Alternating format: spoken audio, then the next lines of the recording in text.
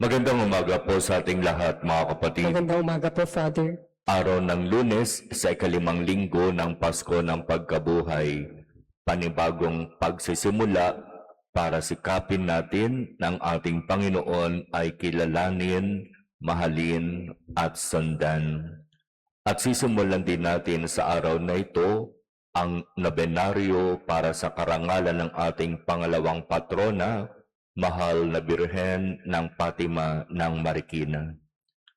Narinig natin mula sa ating ebanghelyo ang malinaw na sinasabi ng ating Panginoon kung talaga bang tunay na siya'y ating iniibig. Kasi ang inaasahan niya, iibigin natin siya hindi lamang sa salita. Hindi gusto ng ating Panginoon na puro lamang tayo salita. Hindi siya nadadala sa salita. Ang malinaw na pinapaalaala ng Ebanghelyo ngayon, ang umiibig sa akin ay tumutupad sa aking mga salita. Tumutupad sa aking mga utos. At sa pamamagitan nito malalaman kung tunay ngang ako'y inyong iniibig. Kaya magandang pagnilayan ang mga salitang ito ng ating Panginoon. Kasi minsan nakakalimot tayo.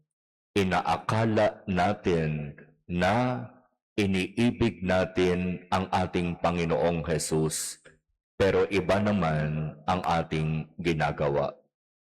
Na para bang sinasabi ng ating bibig, "Oo Lord, mahal kita." Pero iba naman ang nakikita sa ating gawa. Kaya sikapin natin, mga kapatid, na kung tunay nating iniibig ang ating Panginoon, ipakita natin ito sa gawa. At ang tunay na pagmamahal sa Diyos ay hindi makasarili.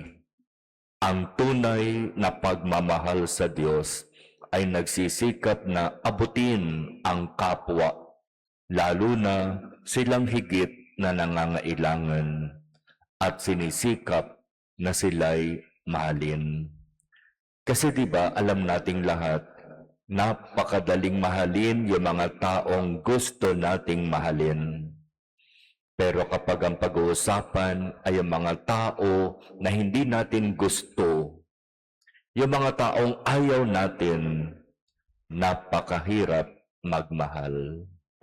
Kaya nga ang malinaw na sinasabi ngayon ng ating Panginoon, ang tunay na umiibig sa akin ay umiibig sa mga taong minamahal ko, lalo na yung mga taong hindi kaibig-ibig, yung mga taong walang nagmamahal, yung mga taong walang nagmamalasakit.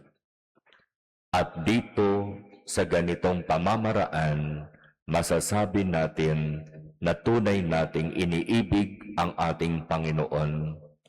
At dahil iniibig natin siya, iibigin tayo ng Ama, sapagkat ang anak at ang Ama ay iisa. Hingin natin sa Diyos ang biyaya na maging tapat nawa tayo sa ating salita. Na kung sinasabi nating iniibig natin ang Diyos, makita nawa ito sa ating gawa. At katulad ng halimbawang iniwan ng ating Panginoon, mas bigyan natin ng pansin ang mga taong kulang sa pansin.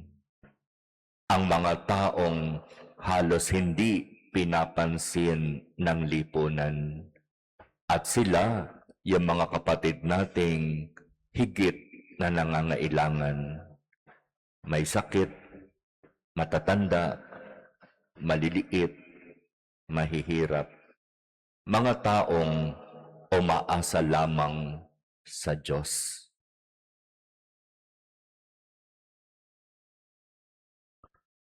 Amen.